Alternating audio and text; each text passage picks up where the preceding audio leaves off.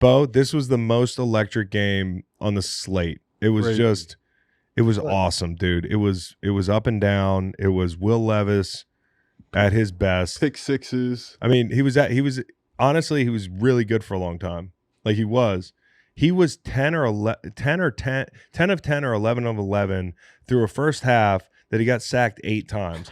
and it had me thinking, maybe if you're Will Levis playing a team like Houston who will sack the fuck out of you before you can make a big mistake is like actually a good thing. You know, like you want to play the Texans because they're going to sack you and you're not going to get a chance to throw the ball backwards. And we got a new meme from him. What was it? The head down running. running. I didn't see that. After the pick, I didn't see that. After he throws a pick, he does like this head down, like run, like he's acting like he just sprints to the pylon to head him off. Dude, Jared Verse was running full speed. I got to commend Jared Verse for hustling after Saquon Barkley late in that game because he wasn't going to catch him.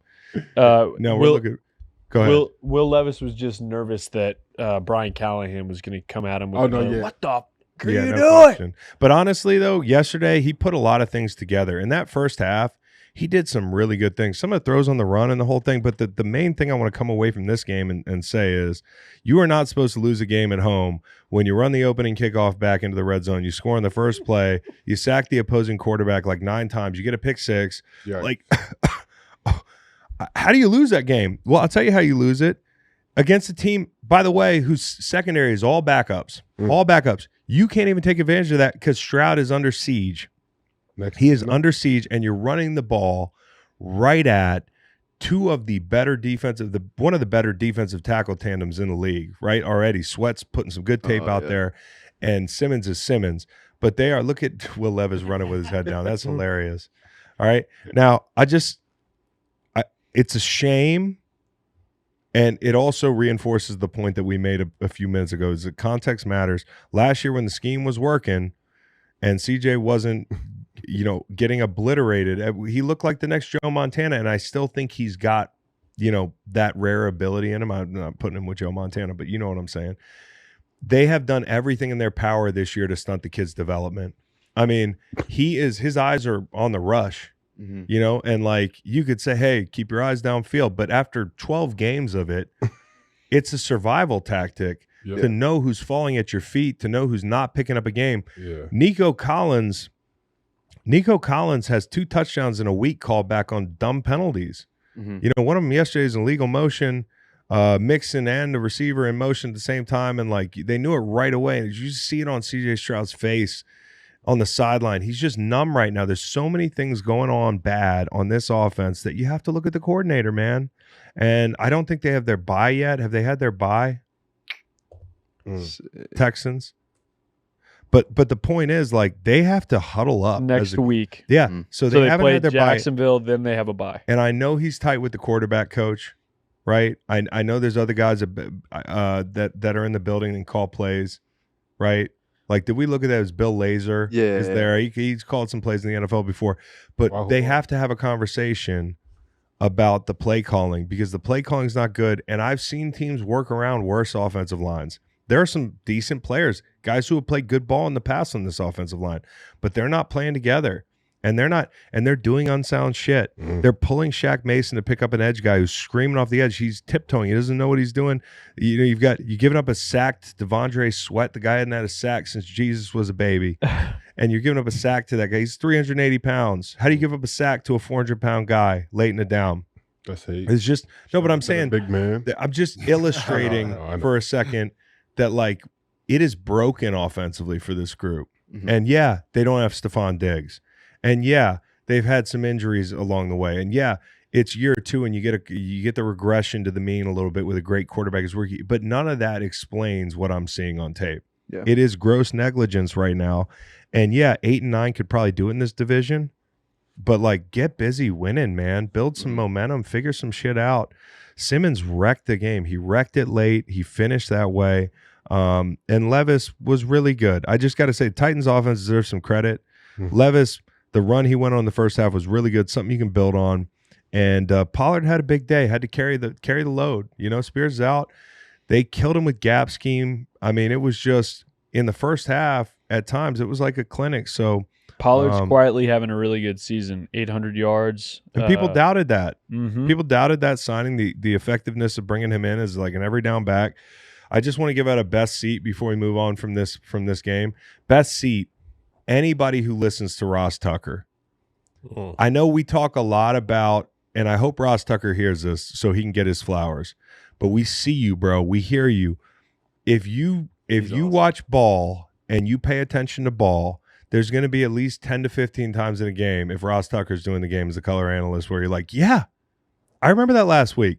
It's just like when the guy from the Titans, 44 Brown, lays off a receiver in the end zone, and he's like, yeah, last week that happened. He's gunshot because he got called for unnecessary roughness against the Vikings. Like, said that right away. He just threads the needles. Like, before you can get the thought out, he knows it. And obviously played a long time. But we talk a lot about color analysts in this game. We talk about Tom Brady. We talk about Greg Olsen. I put him up there with those guys. If Ross Tucker was a damn Hall of Fame quarterback, they'd be giving him $500 million to call games. He's that guy. I love Ross Tucker. Nice. So STL memorial to my dog, Ross Tucker. I got to mention Auntie Bevel is going to CJ Stroud doing the Dan Orlowski. Oh, he did at the end of the game. Out of the back of the end zone. Should never happen as a quarterback. That's right? how drunk yesterday was that like people were like didn't even notice that. It's like, obviously I played high school. I mean, I played high school quarterback, but like you would think, obviously, like as a quarterback and in your mind, like you never want to do that. But when it just happens, is that just like you just like tired of being hit, or just trying to make a play? His wasn't quite as bad because he like took a step out of bounds and then got tackled, but still it's so he got saved a little bit. It's like that's the one thing, when you're backed up as a quarterback is you're not supposed to run backwards. Yeah, I can't go backwards. But again, that just goes to show you, like, I think it's just all his instincts are gone right now and he's second guessing them because of I've seen this before, dude, and I saw it with Sam Bradford where people say, hey, Sam was rookie of the year. Like, Sam was damn good his rookie year. Okay. The thing that changed for Sam is he just kept getting hit in the fucking knees, bro. And he got hurt. Obviously, that hadn't happened to CJ, and I hope it doesn't. But the point is, like, eventually, mentally, when you are hit the way this guy's been hit, the timing, think about reps. Think of how important your reps are, right? To build a skill set, to get better, Bo. Like, imagine if, I can't think of the parallel for a defensive tackle, but like if things are just chaos every play and like you want to be sound, like I can't you're go just through out there my swimming, man. Yeah, I can't go through my progressions. What progressions? Yeah, my progression is catch the snap and then look at who's gonna hit me in the face, dude. Like, so CJ Stroud's gotten sacked 17 times in 4 games. I mean, you said it, and dude, it's not Texans O-line is like. There's some quality players in there. I played with Shaq Mason. I think he's a great guard for real. But I think Tunsil? like them having Jackson, Titus Howard, who played really well last year. Jacksonville and then a late bye week, like that's so big for them, especially with their division. And as much as we're lamenting their poor play, it's because we expect a ton out of CJ Stroud because he was that guy last year, and because because they're still in it in the AFC South. Like they're still the best team in that. But in it for what? Like for the Ravens or the Steelers to come just blast them in the playoff? No, because here's the thing about it's a whole new season. It's a whole. I'm just telling you, if they got their shit together up front, they could beat the Ravens. They could beat the Steelers. I'm just the defense. Now the secondary had some busts too yesterday, and they got guys down and everything. So I'm not just going to make it about Tennessee's got guys down and all that, but I'll just say this, and this is the shame of it. In this division, you should be competing for a home field advantage. Now, you're not going to compete with the Chiefs, but like any given year, a quarterback like this with receivers like that, with a running back that they added like Joe Mixon, with ends like they have, with the speed at backers, with the ball hawking guys in the secondary, they should be competing to at least have a home game. And, they're going to have a home game if they win the damn division, but they should be working on having 2. And when you play them in Houston, that defense is like this much faster. Now, they weren't fast enough yesterday, but I really do believe if they get their shit together, if they could drop 2 interior offensive linemen like Terminator style out of the sky, and all of a sudden, like, you just got 2 guards, and they could be league average guards. Or maybe it's the coordinator. Maybe it's the scheme, and maybe they go to the look how much different Chicago looked when they just made the turn to Thomas Brown, whose resume was Bryce Young's rookie year. Or Buffalo last year, with a hot shot young OC that flamed out. Look at how Ken Dorsey changed things for, like leaving and Joe Brady coming in. Like, so the point is, there's hope for this team, but when they go in the bye week, they got to lock the doors. They got to lock the doors for 3 days, get a coffee, get a bunch of coffees, and nobody have hurt feelings. And some people might walk out of there and never come back. But they have to have hard conversations, or they are wasting a year of this kid's prime. And worse yet, they're wasting a window that they have aggressively run down. Mm-hmm. They have aggressively run this window down, adding pieces. That defense is fucking fun to watch. They added people on offense.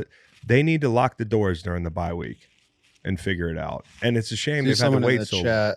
Yeah. I see someone in the chat, Chris, saying Hunter with 10.5 sacks. I mean, you talk about that defense. We talk about edge rushers, D linemen a lot on here because that's us.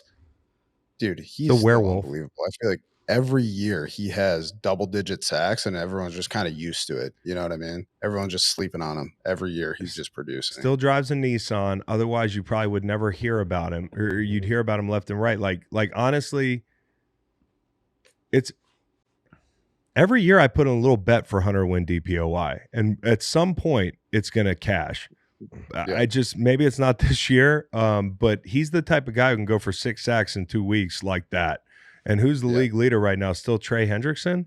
Like, this is low-key a year where in the beginning of the season people start out hot, and then all of a sudden, like, you're like, oh, the list of guys with double digits at this point in the year is actually not as big as we thought. Xavier McKinney could still win it, though. Another pick last night. Yeah. Hunter's also leading the league in TFLs right now, too. Dude, if he goes on a tear at the end of the season, like, he should be in the conversation. He had He's 3. a perfect fit for that defense, man. Had 3 yesterday, Perfect. 2 the week before. He's going to get one of those hat trick hats from us. We got to give him a hat trick hat. You gotta check Let me be like Vanna White here. Yeah. Just as a hat trick. It's got green light logo on it, which obviously is the first thing you're thinking about when you get 3 sacks. Is that, man, I hope one of these shows up in my locker, but we're gonna send him one. Because Will Anderson's already worn the green light lid voluntarily when we won AFC Defensive Player of the Week. Yep. So, anyways, I feel for Texans fans because you had a lot of hope to start the season, and you should have, because this team, like, I mean, people had high hopes for this team. I had high hope. I still do. But they got to get some shit together. They just got to figure it out over the next 2 weeks. Look at what Kansas City did last year. I'm not saying they're Kansas City, but what I'm saying is, like, people left them for dead. They had so many problems. You're like, there's no way they could fix them. Now, of course, Andy Reid's the guy calling the plays, and Patrick Mahomes is the quarterback. So